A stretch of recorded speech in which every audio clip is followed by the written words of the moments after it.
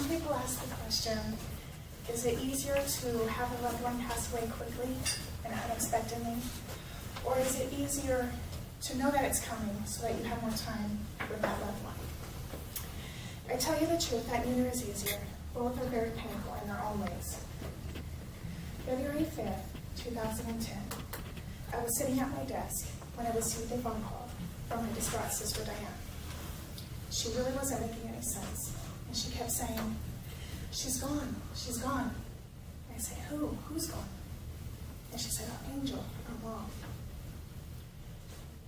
Our mother was the rock of our family. She held us all together. How she put up with 5 crazy kids and a husband, the Lord only knows. She deserved a lot more than life ever gave her. She was a hardworking woman who always put others before herself, and she never got much in return. You know that saying, never miss an opportunity to tell a loved one how you feel?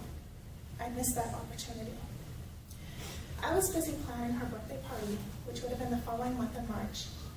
And instead of picking up the phone call to give her a call and just to say hello, I decided, you know what, I'll just wait till I speak with her next month at the party. And that's when I got the phone call that my mom had passed away. Sitting at my desk, crying, my coworkers rallied around me, and I stuck money in my hands to help me pay for gas to get to Yuma for the funeral. And that show of support touched me so much. When you feel alone, but others come together to show you that you're never as alone as you think you are, it's the best feeling in the world. I handled myself pretty well, I thought, taking my dad to run some errands that really had to be done, staying with him night and day so that he was not alone. The morning of the funeral had come. I wasn't ready to say goodbye. I didn't want to say goodbye. I sat on the patio crying and praying to God to help me get through this day.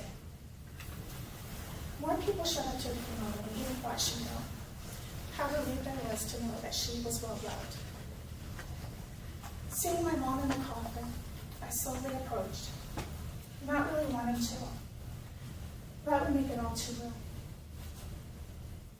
I just didn't want it to be true.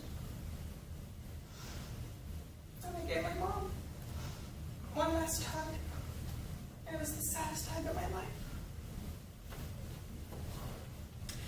I managed to get through those days, that month. I was fearful of ghosts.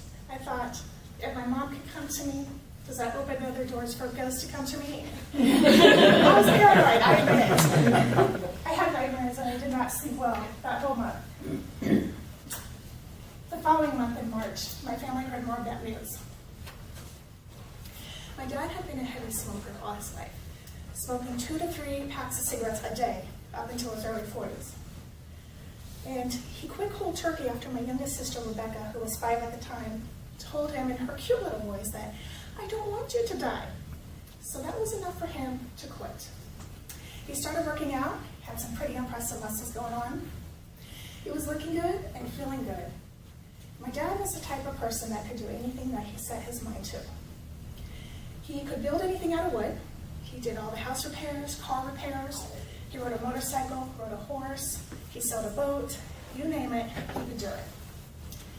He also survived World War II in Germany as a child. He had tuberculosis as a child, and he survived having a motorcycle accident. All of those years of smoking had caught up to him when he was 71 years old, and the doctors told him Daddy had lung cancer.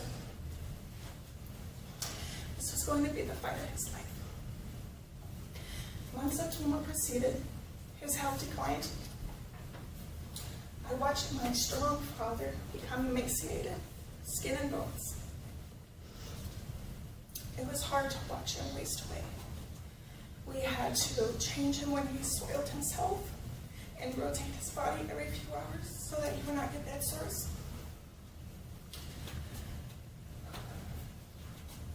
My dad did not want his daughters to see him like that.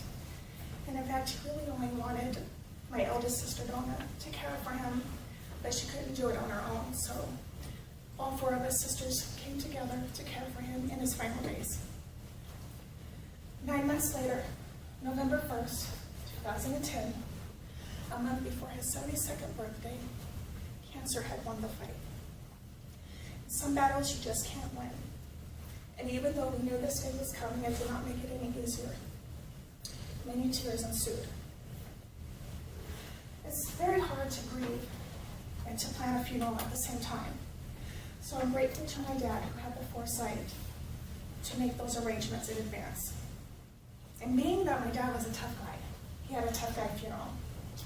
His cowboy boots were propped up next to the coffin, and his Stetson hat rested on top of the lid. He wanted to be sent off with a party, everybody toasting with a beer in hand. And so that's what we did. Some people didn't know what to make of it, but we didn't care, because that was his request, so that's what we did.